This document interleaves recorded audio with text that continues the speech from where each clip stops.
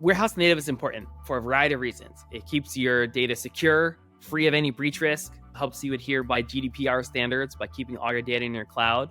It also means you can immediately use every type of metric: business metrics, sales metrics, financial metrics, product metrics, marketing metrics. You have the universe at your fingertips. And it lets you scrutinize all the queries all the way down to their studs. It's not a third-party black box shadow warehouse. It's a completely open book in terms of what it's doing.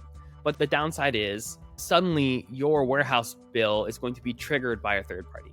You are kind of giving carte blanche to a third-party analytics tool to run queries on your warehouse and incur your compute.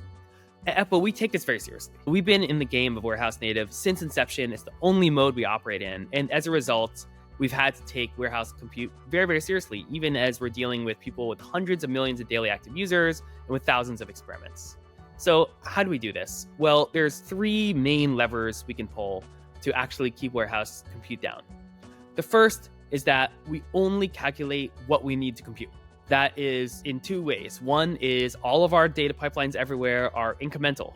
So what is an incremental pipeline? Suppose you have an experiment that's been running for 2 weeks. A non-incremental pipeline recalculates all of those 2 weeks every single day.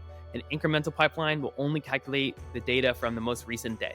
And so that drastically cuts down on the amount of data you're having to scan and compute. It's exactly what will happen if you work at a place like an Airbnb or a Netflix. All your pipelines are going to be incremental, and that's how they keep their costs down. Secondly, because we're a dynamic experimentation app, we only will calculate the relevant metrics for the relevant experiments. So many in-house tools, out of just the limitation of the code you have, calculate every metric for every single experiment. Eppo is quite precise in saying only these metrics you need to calculate for this experiment. And so many of the other instances of combinatorial explosion, like sample size calculation, power analysis, we again are only calculating when you need it, what you need. We only calculate exactly what is necessary for your experiment. The second way that we keep warehouse costs down is with data locality.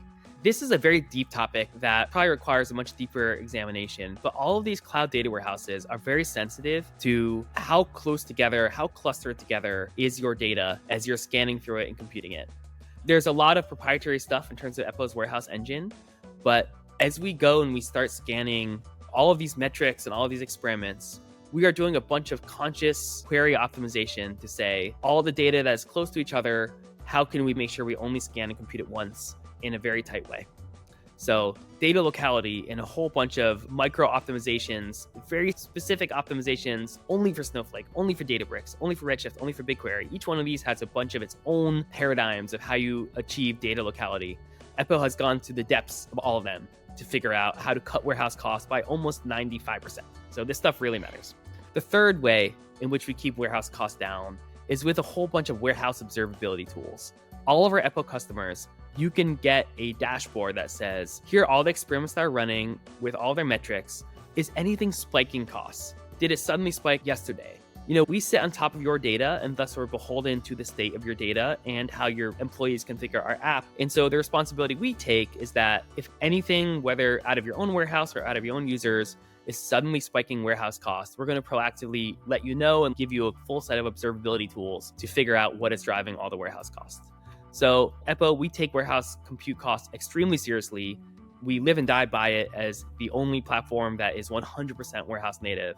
And the way we achieve it is by one, only calculating what we need to calculate out of incrementality and dynamic metric configuration. Two, a bunch of hyper warehouse specific data locality regimes that make sure that we are only scanning things once and computing things in clusters. And then third, by a suite of warehouse observability tools that let you proactively know and investigate and eventually mitigate any situations in which employees or warehouse paradigms are suddenly spiking costs.